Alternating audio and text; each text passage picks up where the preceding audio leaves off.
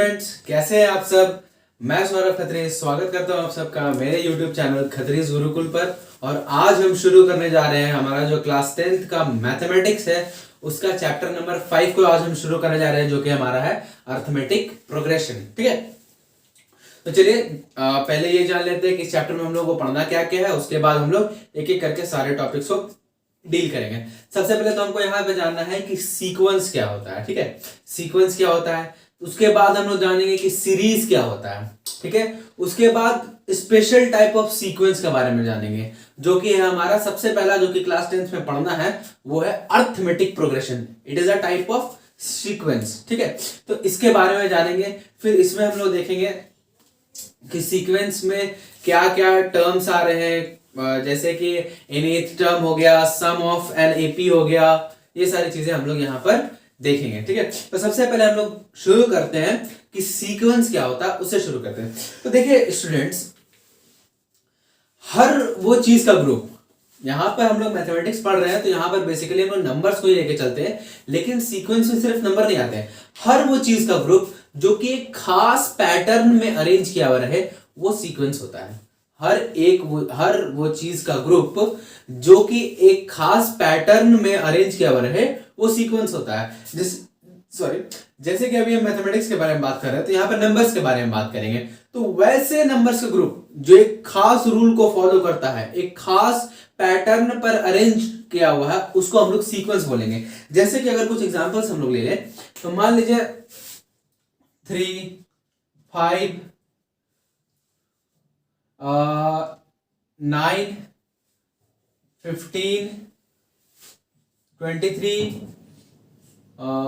33 dot dot. देखिए यहां पर ये एक सीक्वेंस हो गया। क्यों? क्योंकि यहां पे देखिए एक खास रूल फॉलो हो रहा है। क्या रूल फॉलो हो रहा है? तो पहले आप देखिए कि 3 है पहला टर्म। यहां पर ये जो ग्रुप है, इसमें सबसे पहला मेंबर जो है हमारा वो 3 है। अब 3 में हम 2 जोड़ दिए तो मेरा आ गया 5। अब 5 में पहले हम 2 ऐड किए थे 3 में, अब 2 का डबल कर दिया यानी 4। 5 में 4 ऐड किए तो 9 आ गया। अब 4 में भी 2 ऐड करेंगे 6, तो 9 में 6 ऐड किए तो 15। अब 6 में 2 ऐड कर देंगे 8, 15 में 8 ऐड किया 23। अब 8 में 2 ऐड कर देंगे 10, 23 में 10 ऐड कर देंगे 23। तो ये देखिए एक खास पैटर्न को फॉलो कर रहा है ये ग्रुप, जो हमारा खास पैटर्न पर ही अरेंज किया हुआ है, तो इसलिए ये सीक्वेंस हो गया। ठीक है, जैसे कि और भी एग्जांपल्स हम लोग देख सकते हैं। जैसे कुछ ये बात कर ले, 10, 20, 30, 40, 50, 60 डॉट डॉट डॉट। देखिए यहां पर क्या है, हर एक बोल रहे, हर 2 नंबर के बीच का जो डिफरेंस है, कंसेक्यूटिव 2 नंबर्स, ठीक है, कंसेक्यूटिव 2 नंबर्स के बीच का जो डिफरेंस है वो 10 है। जैसे कि देखिए 20 - 10 10, 30 - 20 10, 40 - 30 10, 50 - 40 10, 60 - 50 10। ठीक है, हर 2 कंसेक्यूटिव मेंबर्स के बीच का जो डिफरेंस है वो 10 है। और भी ऐसे बहुत सारे एग्जांपल्स है, जैसे कि एक और देख लेते हैं यहां पर हम लोग 2, देन 4, फिर 8, फिर 16, फिर 32, फिर 64 डॉट डॉट डॉट। देखिए यहां पर क्या है कि हर एक नेक्स्ट मेंबर जो है वो अपने प्रीवियस मेंबर का डबल है। हर एक नेक्स्ट मेंबर जो है वो अपने प्रीवियस मेंबर का डबल है। यार देखिए एक खास पैटर्न को फॉलो कर रहा है। जैसे 4 जो है 2 का डबल है, 8 जो है 4 का डबल है, 16 8 का डबल है, 32 16 का डबल है, 64 32 का डबल है। तो ये भी एक सीक्वेंस हो गया हमारा, ये भी एक सीक्वेंस हो गया। तो अगर हम मैथमेटिक्स में बात करें तो सीक्वेंस नंबर्स का ऐसा ग्रुप जो कि एक खास पैटर्न पर अरेंज किया हुआ हो, उसको हम लोग बोलते हैं सीक्वेंस। ठीक है, नंबर्स का ऐसा ग्रुप जिसको एक खास पैटर्न में अरेंज किया जाता है, उसको सीक्वेंस बोलते हैं। और जब किसी सीक्वेंस के मेंबर्स को प्लस या माइनस साइन से अलग अलग सेपरेट करते हैं, तब वो सीक्वेंस जो है सीरीज बन जाता है। जैसे कि अगर हम इसी सीक्वेंस की बात करें, तो जब हम ये कॉमा की जगह पर सिर्फ प्लस या फिर माइनस कुछ भी लगा दें,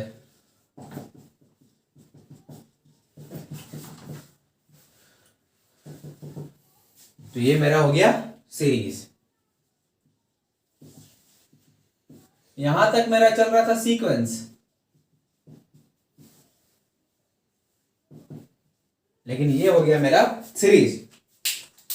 तो सीक्वेंस और सीरीज ये होता है। तो नंबर्स का ऐसा ग्रुप जो कि एक खास पैटर्न पर अरेंज किया वो सीक्वेंस हो गया। और जब हम किसी सीक्वेंस के मेंबर्स को प्लस या माइनस साइन से सेपरेट कर देते हैं तो वो हमारा क्या हो गया, सीरीज। ठीक है, तो यही है हमारा सीक्वेंस और सीरीज। चलिए अब हमको जो क्लास 10th में पढ़ना है दैट इज अर्थमेटिक प्रोग्रेशन, उसको शुरू करते हैं। तो अर्थमेटिक प्रोग्रेशन एक खास टाइप का सीक्वेंस होता है जिसमें क्या होता है कि हर टू कंसेक्यूटिव टर्म्स के बीच का जो डिफरेंस है वो ऑलवेज कांस्टेंट रहता है। जैसे कि हम यहाँ पे एग्जांपल जो हमारा सेकंड वाला था, ये देखिए, ये जो है एपी में है, दैट इज अर्थमेटिक प्रोग्रेशन में है सेकंड वाला एग्जांपल। ये वाला जो एग्जांपल है ये मेरा एपी में है, दैट इज अर्थमेटिक प्रोग्रेशन में है।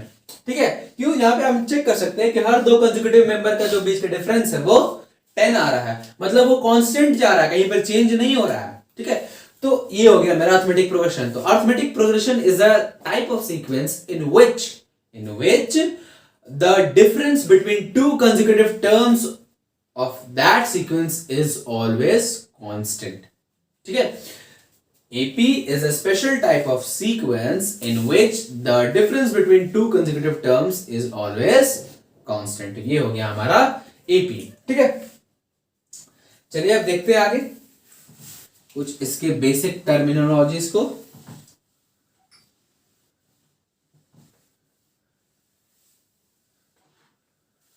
तो ये है हमारा AP। यहाँ पे कुछ बातें गौर करने वाली हैं, पहले तो हम लोग ये जान लेते हैं कि कोई भी एपी का जो पहला टर्म होता है उसको हम लोग ए से, स्मॉल ए से डिनोट करते हैं। तो स्मॉल ए को हम लोग फर्स्ट टर्म को हम लोग स्मॉल ए से डिनोट करते हैं। ठीक है, जो डिफरेंस होता है, जो कांस्टेंट डिफरेंस हो रहा है, उस डिफरेंस को हम लोग कॉमन डिफरेंस बोलते हैं और उसको स्मॉल डी से डिनोट करते हैं, कॉमन डिफरेंस। किसी किसी केसेस में इसको A1 से भी डिनोट कर सकते हैं हम लोग। ठीक है, A1 का मतलब हो गया फर्स्ट टर्म, और ऐसे जनरली स्मॉल ए का हम लोग यूज करते हैं। ठीक है, तो एपी में ये चीज है। अब हम अगर इस एग्जांपल को लेकर चले तो यहाँ पर एक ध्यान देने वाली बात क्या है, एक गौर करने वाली बात क्या है कि यहाँ पे जो ए का वैल्यू है दैट इज जो फर्स्ट टर्म है वो है 10, और जो डी का वैल्यू है वो है मेरा 10, क्योंकि यही डिफरेंस है ना सारे कंसेक्यूटिव टर्म्स के बीच का डिफरेंस जो है। चलिए यहाँ पर एक खास गौर करने वाली जो बात है उसको देखते हैं कि आप देखिए ए, अगर हम सेकेंड टर्म को लिखना चाहें दैट इज A2, अगर हम सेकेंड टर्म को लिखना चाहें A2 जो कि मेरा 20 है, उसको हम 10 + 10 लिख सकते हैं, 10 + 10 लिख सकते हैं।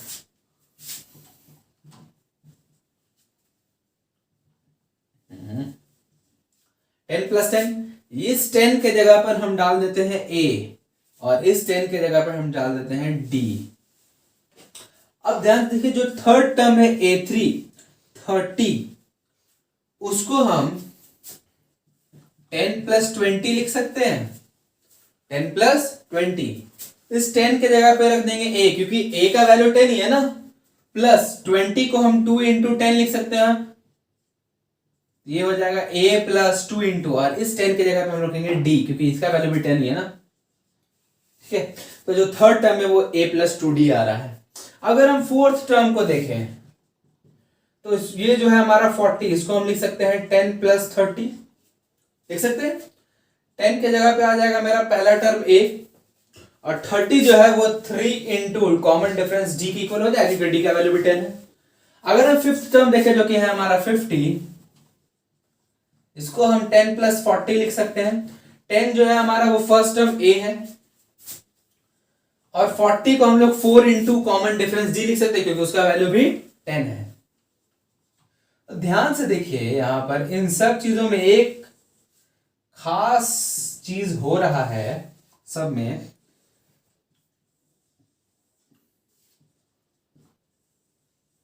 देखिए एपी में हम, ये तो एक छोटा सा एग्जांपल है कि एपी में जितने भी टर्म्स हैं उनको फर्स्ट टर्म और कॉमन डिफरेंस के फॉर्म में लिखा जा सकता है, फर्स्ट टर्म और कॉमन डिफरेंस के फॉर्म में लिखा जा सकता है। तो अगर किसी भी एपी का हमको फर्स्ट टर्म पता है और कॉमन डिफरेंस पता है तो उन दोनों की हेल्प से हम पूरे एपी को फाइंड कर सकते हैं। ठीक है, अब यहां पर देखिए, यहां पर एक और खास चीज पता चल रहा है कि जो मेरा सेकेंड टर्म है वो a प्लस डी के इक्वल है। जो मेरा सेकेंड टर्म है वो a प्लस डी के इक्वल है। जो मेरा थर्ड टर्म है वो a प्लस 2 टाइम्स डी के इक्वल है। जो फोर्थ टर्म है वो a प्लस 3 टाइम्स डी के इक्वल है, और फिफ्थ टर्म जो है वो a प्लस 4 टाइम्स डी के इक्वल है। तो यहां पे एक चीज गौर करिए कि जो मेरा सेकेंड टर्म था, मतलब यहां पे जब हम सेकेंड टर्म निकाल रहे थे सब में ए कॉमन है, प्लस सब में है, लेकिन डी वाले में सब में एक चीज क्या है कि जब सेकेंड टर्म निकाल रहे थे तो यहां पर डी में सेकेंड की जगह, मतलब 2 की जगह 1 मल्टीप्लाई हुआ, 1 इंटू डी लिखे हम लोग। जब थर्ड टर्म निकाल रहे थे तो 2 इंटू डी लिखे, जब फोर्थ टर्म निकाल रहे थे तो 3 इंटू डी लिखे, जब फिफ्थ टर्म निकाल रहे थे तो 4 इंटू डी लिखे। तो जितना नंबर का हम टर्म निकालेंगे डी को उससे एक कम नंबर से मल्टीप्लाई करेंगे, ठीक है। जितना भी जिस नंबर का भी हम टर्म निकाल रहे हो डी को उससे एक कम नंबर से हम मल्टीप्लाई करेंगे। जैसे कि अगर इसी तरह हम पैटर्न को फॉलो करते जाए, अगर हम a17 निकालना चाह रहे हैं तो इसका क्या हो जाएगा, a तो रहेगा ही, प्लस d भी रहेगा। अब बस d को किससे मल्टीप्लाई करेंगे, तो हम निकाल कौन सा रहे हैं, 17th टर्म, तो क्या करेंगे इससे एक कम यानी 16 से मल्टीप्लाई कर देंगे। वैसे ही अगर हम a20 निकाल रहे हैं, मतलब 20th टर्म निकालना है हमको, तो a तो रहेगा ही, प्लस d भी रहेगा। अब d को किससे मल्टीप्लाई करें, तो यहां 20th टर्म निकाल रहे हैं, इससे एक कम कर देते हैं 19, तो ये हो गया मेरा 20th टर्म। तो इसी के बेसिस पे अगर हम बोले कि हमको कोई एपी दिया हुआ है उसका nth टर्म निकालना है, nth टर्म मतलब कि n का वैल्यू मेरे को पता नहीं है, ठीक है, n का वैल्यू पता नहीं है। जैसे कि इसी पे में अगर हम आगे बढ़ते जाएं, ये डॉट डॉट लगने का मतलब है ये एपी कहां खत्म होगा पता नहीं, कहां खत्म होगा नहीं पता। अगर हम यहां लिख दे up to nth term, up to nth term, तो इसका मतलब क्या हो गया कि ये n का वैल्यू अब कुछ भी हो सकता है। यहां 2 4 6 टर्म तो पहले से ही है, अब इस n का वैल्यू 6 से ऊपर होगा, ठीक है, 6 से ऊपर होगा, कुछ भी 7 हो सकता है, तो ये भी 7 टर्म का एपी बन जाएगा। अगर उस n का वैल्यू हम 10 ले लिए तो 10 टर्म का एपी बन जाएगा, 20 ले लिए तो 20 टर्म का एपी बन जाएगा, 50 ले लिए तो 50 टर्म का एपी बन जाएगा, 1000 ले लिए तो 1000 टर्म का एपी बन जाएगा, ठीक है। तो वो nth टर्म कुछ भी हो सकता है यहाँ पर, ठीक है।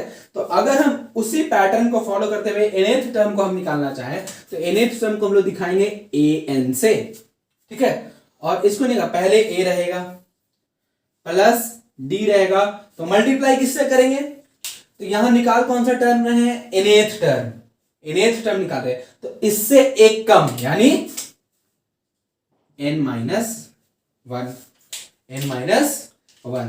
तो ये हमारा एक फॉर्मूला हो गया किसी भी एपी में nth टर्म को फाइंड करने का, nth टर्म को फाइंड करने का, ठीक है। a plus n-1 into D, जहां पर a जो है वो फर्स्ट टर्म है, d जो है वो कॉमन डिफरेंस है, और n जो है वो नंबर ऑफ टर्म्स है। अगर n का वैल्यू 10 हुआ तो मतलब उस एपी में 10 टर्म है, तो हम यहाँ पे 10th टर्म निकालेंगे। अगर n का वैल्यू 50 हुआ तो उस एपी में 50 टर्म में हम यहाँ 50th टर्म का वैल्यू निकालेंगे। n का वैल्यू 1000 हुआ तो वहां 1000 टर्म है, और यहाँ हम 1000वें टर्म को कैलकुलेट करेंगे, 1000 टर्म को कैलकुलेट करेंगे, ठीक है। तो ये हमारा फॉर्मूला होता है for nth term of an AP, nth term, ठीक है। चलिए अब आगे बढ़ते हैं जरा इतना एपी में हमने देख लिया है।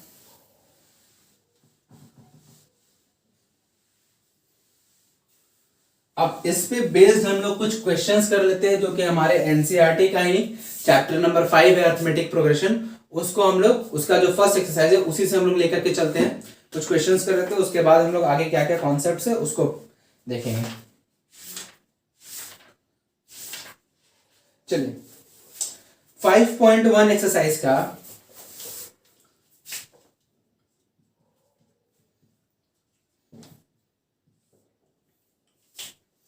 हम लोग क्वेश्चन नंबर ले लेते हैं फर्स्ट का फर्स्ट से ही स्टार्ट करते हैं। पहले एपी बनाते कैसे है वो देख लेते हैं इन क्वेश्चंस में, फिर एपी का कोई टर्म फाइंड करने के लिए दिया हो या फिर वो सीक्वेंस दिया हो वो एपी है कि नहीं ये शो करने के लिए दिया हो, इसको देख लेते हैं। चलिए जो सबसे पहला क्वेश्चन है वो क्या बोलता है, नंबर फर्स्ट का फर्स्ट, वो बोलता है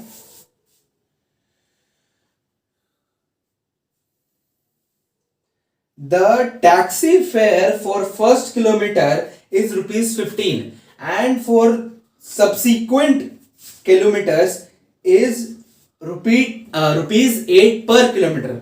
ठीक है, रुपीज 8 पर किलोमीटर। क्वेश्चन क्या बोल रहा है कि जो टैक्सी का जो फेयर है यानी किराया जो है वो पहले किलोमीटर के लिए है रुपीज 15 एंड उसके बाद जितने भी किलोमीटर कवर करेंगे पर किलोमीटर का रुपीज 8 के हिसाब से चार्ज होगा। ठीक है, हमको इसको एपी के फॉर्म में इस इंफॉर्मेशन के हेल्प से एक एपी फाइंड करना चाहिए। देखिए यहां पे क्या बोल रहा है कि जो टैक्सी का फेयर है वो फर्स्ट किलोमीटर के लिए 15 रुपीज है। तो अगर हम टैक्सी से कम 1 किलोमीटर भी जाते हैं तो हमको 15 रुपीज तो पे करना पड़ेगा। मतलब कुछ भी हो जाए अगर हम टैक्सी में बैठ के जाते हैं तो कहीं भी जाते हैं तो एटलीस्ट हमको 15 रुपीज का पेमेंट करना पड़ेगा। तो जो एपी मेरा बनेगा उसका पहला टर्म ही हो जाएगा 15। ठीक है, एपी का पहला टर्म ही हो जाएगा 15। अब उसके बाद क्या बोलता है कि उसके बाद जितने भी किलोमीटर हम लोग जाएंगे पर किलोमीटर का रुपीज 8 चार्ज किया जाएगा। तो अगर हम 2 किलोमीटर जाते हैं तो कितना हो जाएगा टैक्सी का जो पूरा भाड़ा है या किराया है, तो पहला किलोमीटर के लिए 15 और सेकंड किलोमीटर के लिए प्लस 8 ऐड हो जाएगा। तो अगर हम 2 किलोमीटर जाते हैं तो वहां पर टोटल हमको जो फेयर देना पड़ेगा, जो किराया देना पड़ेगा वो हो जाएगा 23। ठीक है, अगर हम 3 जाते हैं तो और 8 इसमें ऐड हो जाएगा। ठीक है, तो ये हो जाएगा 31। अगर हम 4 किलोमीटर जाते हैं तो और 8 इसमें ऐड करना होगा तो 39 हो जाएगा। अगर हम 5 किलोमीटर जाते हैं तो और ऐड 8 करेंगे तो ये हो जाएगा 47। तो ऐसे ही करते करते मेरा बन गया एपी।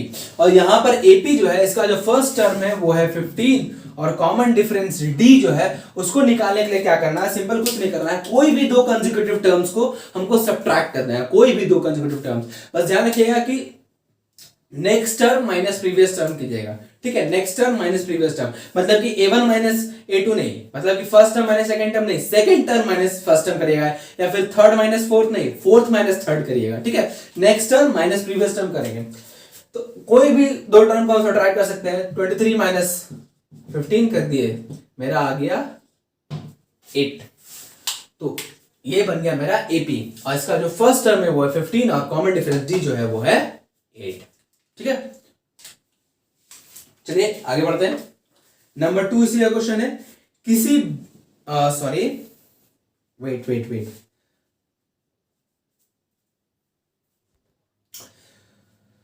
माफ करिएगा स्टूडेंट्स, वो मेरे पास जो एनसीईआरटी की किताब थी वो हिंदी में थी और मुझे उससे क्वेश्चन पढ़ने में थोड़ा दिक्कत हो रही थी, मतलब इंग्लिश में ट्रांसलेट करने में थोड़ी दिक्कत हो रही थी, तो इसलिए मैंने मोबाइल ऐप का ही यूज़ कर रहा हूँ मैं, एनसीईआरटी के मोबाइल ऐप का।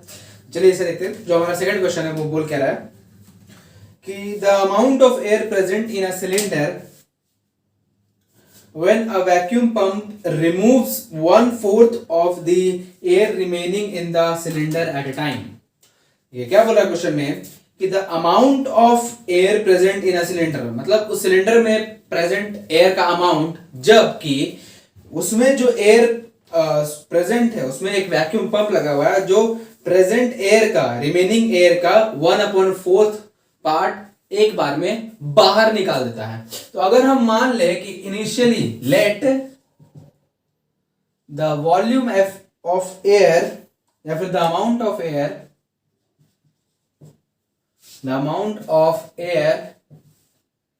प्रेजेंट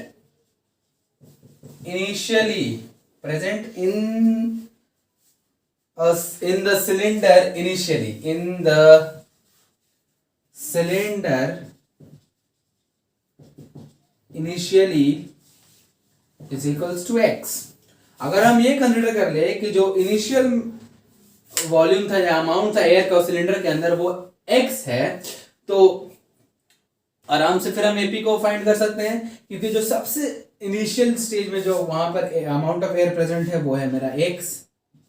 तो पहला टर्म एपी का हो जाएगा मेरा x, फिर कंटिन्यूअसली 1/4 उसका हटते जा रहा है, ठीक है, उसका हटते जा रहा है। तो यहां पर हम क्या करेंगे, जो सेकेंड टर्म होगा, अब जो मान लीजिए कुछ टाइम के बाद, यानी सपोज ये हर सेकंड हटते जा रहा है, हम लोग ये सपोज कर रहे थे कि हर सेकंड जो रिमेनिंग पार्ट है एयर का सिलेंडर के अंदर, उसका 1/4 हटते जा रहा है। तो अभी ये है, एक सेकंड के बाद क्या होगा, x माइनस 1/4 बचेगा, है ना, 1/4 हट गया तो अंदर x माइनस 1/4 बच गया। फिर एक सेकंड बाद x और 1/4 हट जाएगा, और 1/4 हट जाएगा तो x माइनस 1/4, और इसी में माइनस 1/4 करेंगे। इससे बढ़िया ये नहीं रहेगा कि x माइनस 2/4 कर दे, x माइनस 2/4 कर दे, ये कट जाएगा, 1/2 आ जाएगा। तो यहां पे सिंपल हमको लिखना होगा x माइनस 1/2, ठीक है। फिर अगला टर्म हम निकालेंगे चाहेंगे तो x माइनस 1/2 है, फिर उसमें से 1/4 हट जाएगा, x माइनस 1/2 माइनस 1/4। इसको सॉल्व कर ले तो आ जाएगा मेरा x माइनस, इसका एलसीएम आ जाएगा 4, ये हो जाएगा 2 माइनस 1। वेट, थोड़ा सा मिस्टेक हो रहा है क्या, सॉरी एलसीएम आएगा 8, नहीं 4 ही आएगा, सॉरी मिस्टेक हो रहा है क्या, यहाँ पे भी वहां पे भी होगा।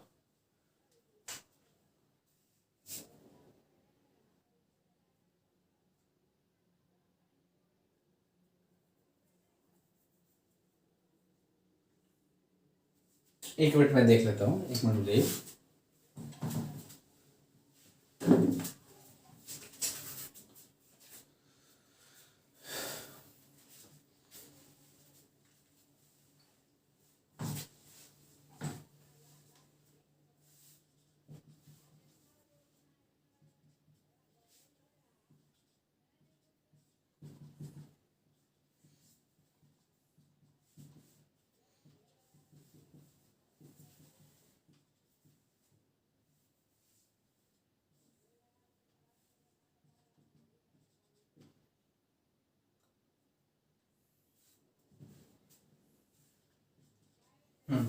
ठीक है, सॉरी थोड़ा सा वो मुझसे ही मिस्टेक हो रहा था। तो यहाँ पे क्या था कि x माइनस 4 है, अब x माइनस 1/4 है, अब ये x माइनस 1/4 है, फिर से 1/4 हट जाएगा। तो इसको भी क्या करते हैं, सॉल्व कर लेते हैं। x माइनस 4 यहाँ बचेगा 1 minus 1 x minus 2/4 that is 1/2। Simply इसको सीधे लिख देते हैं x माइनस 1/2। अब अगला टर्म निकालेंगे तो फिर क्या होगा, अभी ये अमाउंट ऑफ एयर प्रेजेंट है, इसमें भी 1/4 इसका भी हट जाएगा, तो x माइनस 1/2 माइनस 1/4 हो जाएगा, होगा ना। तो x माइनस 4 हो गया एलसीएम, ये हो जाएगा 2 माइनस 1 x माइनस 3/4 हो जाएगा, बचा हुआ रिमेनिंग पार्ट ऑफ एयर, यही ना। तो यही काम करना हमको, तो सीधे यहां लिख देते हैं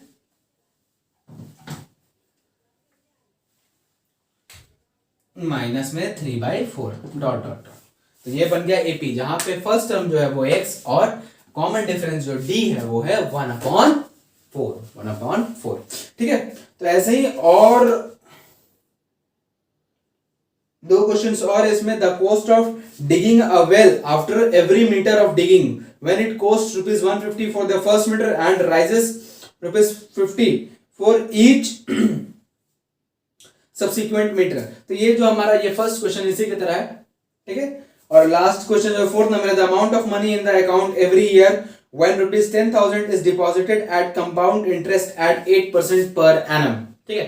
तो ये तो हमने क्लास 8 में कंपाउंड इंटरेस्ट का जो फॉर्मूला वगैरह देखा था उससे कैलकुलेट कर लेंगे। तो जो फर्स्ट ईयर के लिए जो अमाउंट होगा, मतलब जो हम डिपॉजिट करेंगे, तो पहला टर्म हो जाएगा 10,000। सेकेंड ईयर के लिए हम निकालना चाहेंगे अमाउंट तो क्या होगा, सेकेंड ईयर के स्टार्टिंग में 10,000 प्लस 8% इंटरेस्ट, थर्ड ईयर के स्टार्टिंग में जो सेकेंड ईयर का जो हमारा अमाउंट था वो प्लस 8% इंटरेस्ट ऐड करते जाएंगे, मेरा एपी बनते जाएगा।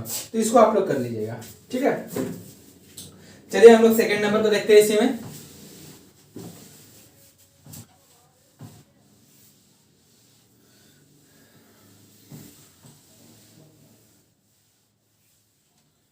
या फिर मुझे लगता है कि मैं फर्स्ट का 4 बता ही देता हूं, थर्ड नंबर आप लोग बना लीजिएगा, फोर्थ मैं बता ही देता हूं। चलिए देखिए क्या बोल रहा है कि जो प्रिंसिपल अमाउंट है जो अकाउंट में जमा किया जा रहा है वो है ₹10,000, ठीक है। और रेट जो है इंटरेस्ट का वो है 8% पर एनम। और एवरी ईयर हमको पूछा जा रहा है कि अकाउंट में कितना अमाउंट बचा रहेगा या कितना रुपया रहेगा। तो पहले ईयर जो हम जमा करेंगे, जो फर्स्ट ईयर जो हम जमा करेंगे वो जितना जमा करेंगे उतना ही ना रहेगा, 10,000। अब सेकेंड ईयर की बात कर ले तो उसमें 10,000 प्लस 8% इंटरेस्ट ऐड हो जाएगा, यही ना। फिर अगर हम थर्ड ईयर की बात कर रहे तो जो ये आएगा इसमें 8% इंटरेस्ट ऐड होगा, वही चीज होगा ना। तो पहले हम सेकेंड टर्म निकालेंगे फिर थर्ड निकालेंगे। तो सेकेंड टर्म निकालने के लिए क्या करेंगे हम, एक साल के लिए कंपाउंड इंटरेस्ट की बात हो रही है तो सीधे ए का फॉर्मूला लगाएंगे, A is equal to P into 1 plus R by 100 to the power n होता था, यही ना है अमाउंट, टोटल अमाउंट का फॉर्मूला कंपाउंड इंटरेस्ट के केस में। यहां पे पी प्रिंसिपल अमाउंट है, आर जो है वो रेट ऑफ इंटरेस्ट है और एन जो है टाइम पीरियड है। तो अब हम एक पी क्या है ₹10,000, 1 प्लस आर है मेरा 8% बाय 100 और एन क्या है, हम लोग कितने साल के लिए निकाल रहे हैं, एक साल के लिए निकाल रहे हैं ना। पहला ईयर में तो 10,000 था, अब उस पूरे होल ईयर में कितना मेरा इंटरेस्ट मिला वही कैलकुलेट करना ना, यहाँ पर सीधे पावर 1 लिख दिए, ठीक है। 10,000 यहाँ एलसीएम ले लेंगे तो ये 108 बाय 100 आ जाएगा। ऐड करने के बाद काट देंगे सीधे पावर 1 है, कोई दिक्कत नहीं, गया 2 2 0। अब मेरा यहां बच गया 108 इंटू 100, तो ये मेरा आ जाएगा 10800। तो मेरा सेकेंड ईयर का जो अमाउंट होगा वो होगा ₹10,800। सेकेंड ईयर के स्टार्टिंग में जो अमाउंट होगा वो होगा ₹10,800। अब इसी को हम प्रिंसिपल अमाउंट कंसिडर करते हुए थर्ड ईयर के लिए निकाल लेंगे ए का वैल्यू, फिर थर्ड ईयर के लिए जो आएगा ए का वैल्यू उसको प्रिंसिपल अमाउंट का पी कंसिडर करते हुए फोर्थ ईयर के लिए निकाल लेंगे। तो ऐसे करते करते 3-4 टर्म निकाल देंगे, मेरा एपी बन जाएगा, ठीक है। तो ये इस चीज को आगे फॉलो करिएगा, मेरा एपी का फॉर्मेशन हो जाएगा। चलिए अब आगे बढ़ते हैं नंबर 2 पे।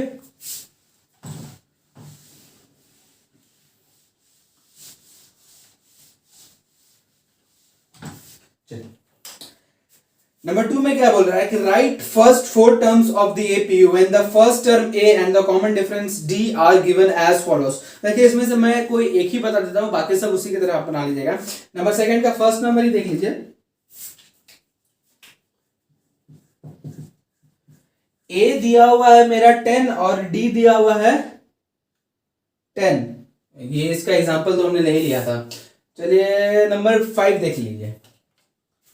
नंबर 5 है, ए दिया हुआ है मेरा -1.25 और डी दिया हुआ है -0.25, ठीक है। हमको फर्स्ट 4 टर्म्स फाइंड करना है। चलिए देखिए, तो सबसे पहले तो पहला टर्म दिया हुआ है, दूसरा टर्म से हम स्टार्ट करेंगे A2। तो A2 मेरा हो जाएगा A प्लस डी, यह भी हमने पहले देखा था, ठीक है। कि जो भी यहां पर जितना नंबर का टर्म निकालेंगे A रहेगा प्लस रहेगा D रहेगा और D को उससे उस नंबर से मल्टीप्लाई करेंगे, क्या करेंगे यहां जो नंबर है उससे एक कम से मल्टीप्लाई करेंगे D को, यही ना। तो 10 बोल रहे हैं A तो -1.25 प्लस D -0.25, दोनों को कर लेंगे ऐड, क्योंकि दोनों माइनस में है तो ऐड होगा, लेकिन साइन लगेगा सब्ट्रैक्शन का माइनस का, दोनों का ऐड हो जाएगा तो आ जाएगा 1.5। तो मेरा सेकेंड टर्म हो गया -1.5। थर्ड टर्म अगर हम निकालना चाहें तो ये हो जाएगा मेरा A प्लस 2D, ये चीज था।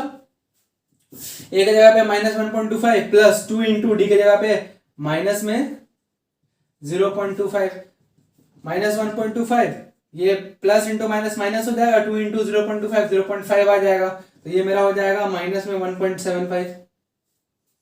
ये होगा थर्ड टर्म। फोर्थ टर्म निकाल लेते हैं, A4 ये हो जाएगा A प्लस 3D मेरा, यही होगा।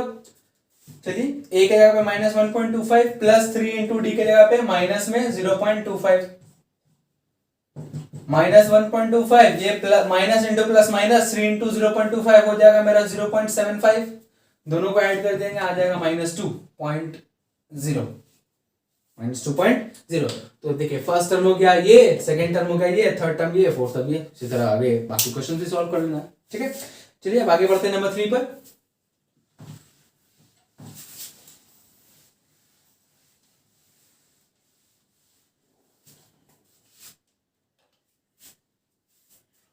For the following APs, write the first term and the common difference.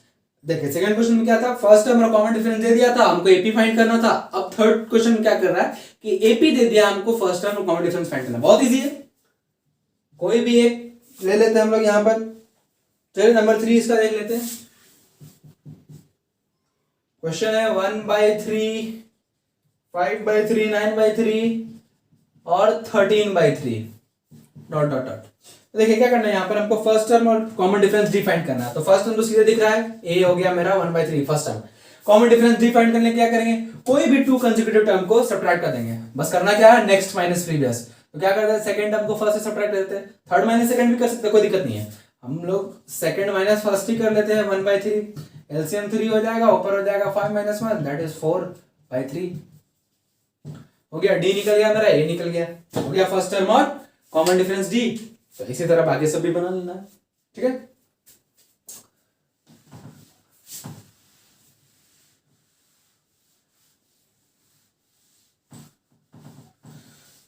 चलिए अब जो क्वेश्चन नंबर 4 है इसमें कि which of the following APs अच्छा which of the following are APs मतलब यहाँ पे जो क्वेश्चन दिया हुआ है इसमें पूछ रहा है कि इनमें से कौन कौन सा जो सीक्वेंस है वो एपी में है और अगर कोई एपी में है तो वहां पर वो कॉमन डिफरेंस और उसका 3 और टर्म लिखना है मतलब जितने टर्म्स दिए हुए उसके आगे के 3 टर्म्स और लिखना है चलिए कोई भी एक क्वेश्चन लेकर देख लेते हैं हम लोग पहले फर्स्ट क्वेश्चन ले लेते हैं 2 4 8 16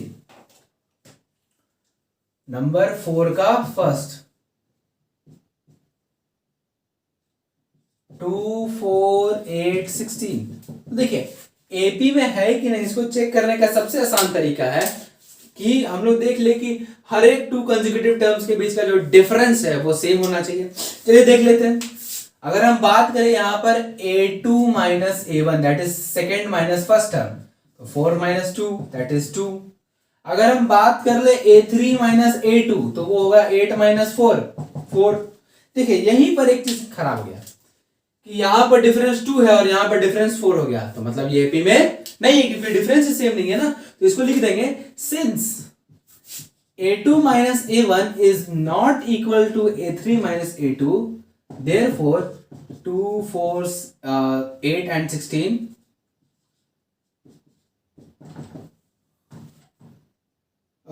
is not in AP are not in AP ठीक है क्योंकि यहाँ पे मेरा जो डिफरेंस है वही सेम नहीं है अलग हो जा रहा है और एपी में हम लोग जानते हैं कि जो हर टू कंसेक्यूटिव टर्म्स का जो डिफरेंस होता है वो कांस्टेंट होता है उस एपी के लिए उस सीक्वेंस के लिए ठीक है चलिए कोई और एक क्वेश्चन देख लेते हैं ये तो जो एपी में नहीं था उसको देख लिया अब कोई एक जो एपी में है उसको लेकर देख लेते हैं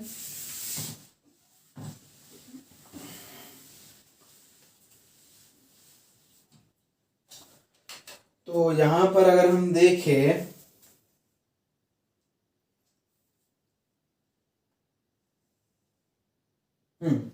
नंबर 5 वो एपी में है मेरा नंबर 5 का क्वेश्चन है 3, 3 plus √2, 3 plus 2 √2, 3 plus 3 √2, dot dot dot ये है ना हाँ तो ये देखिए ये हमको साफ साफ पता चल रहा है कि एपी में है लेकिन फिर भी यहाँ पे हमको दिखाना है तो हम सीधे क्या करेंगे पहले a2 माइनस a1 निकाल लेंगे तो a2 है 3 प्लस √2 माइनस में a1 यानी 3 प्लस माइनस में कट गया बच गया √2 अब a3 माइनस a2 निकाल लेते हैं तो ये हो जाएगा 3 plus 2 √2 minus 3 plus root two, 3 plus 2 root two minus अंदर मल्टीप्लाई होगा तो ये भी माइनस में सब हो जाएगा, ये कट गया, 2 root two minus root two, केवल रूट टू बचेगा। फिर वही चीज आ गया, लास्ट तक चेक करते जाना है। अगर बीच में कहीं अलग हो गया तो बात अलग है, लेकिन अगर सेम आ रहा है तो लास्ट तक चेक करते जाना है। तो अब a4 माइनस a3 कर लेंगे, तो a4 है 3 प्लस 3 रूट टू माइनस में 3 प्लस 2 रूट टू,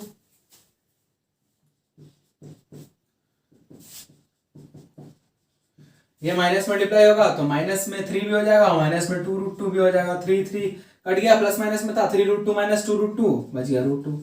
देखिए हर दो कंसेक्यूटिव टर्म का जो मेरा डिफरेंस है वो सब में कॉमन आ रहा है, और किससे कॉमन आ रहा है, रूट टू के। तो जो मेरा कॉमन डिफरेंस है तो ये कहेंगे कि since a2 minus a1, a3 minus a2 और a4 minus a1, a4 minus a3 all three are equal, therefore 3 plus root two, 3 plus 2 root two, 3 plus 3 root two are in AP, ठीक है, where common difference d is equal to root two. ये चीज को लिख देंगे, और आगे का 4 टाइम फाइंड करना है तो चौथा टर्म तक दिया हुआ है, और नेक्स्ट 3 टर्म्स फाइंड करने हमको। तो a5 निकालने के लिए क्या करेंगे, a प्लस 4d से सीधे काम करेंगे। तो a का है वैल्यू 3 और 4 इंटू डी का वैल्यू है रूट टू, तो ये आ जाएगा 3 प्लस 4 रूट टू। ऐसे अगर 6 टर्म निकालेंगे तो a प्लस 5d कर लेंगे, ये आ जाएगा, a का वैल्यू है 3 प्लस 5 इंटू डी का वैल्यू होगा रूट टू, तो 3 प्लस 5 रूट टू, और 6 टर्म निकल जाएगा 3 प्लस, सॉरी 7th टर्म निकल जाएगा 3 प्लस 6 रूट टू, ठीक है। तो इस तरह से ये क्वेश्चन हमारा सॉल्व होगा, ठीक है। चलिए देख लेते हैं आगे कुछ और क्वेश्चंस हैं कि नहीं इसमें मेरे बताने लायक, या फिर अब सब सारे क्वेश्चन हम आप लोग कर सकते हैं, देख लेते हैं।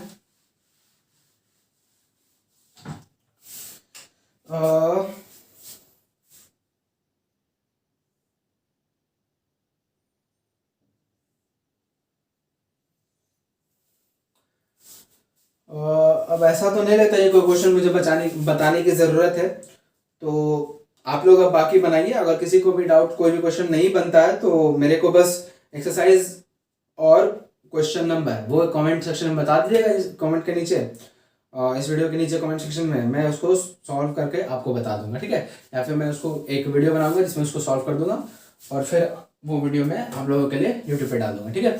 तो आज के लिए हम लोग इतना ही रखते हैं। हमारा एक्सरसाइज 5.1 तक हमारा ये चैप्टर में कंप्लीट हो गया।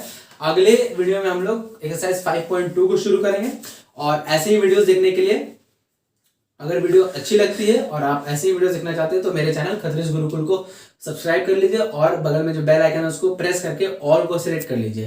तब तक के लिए थैंक यू।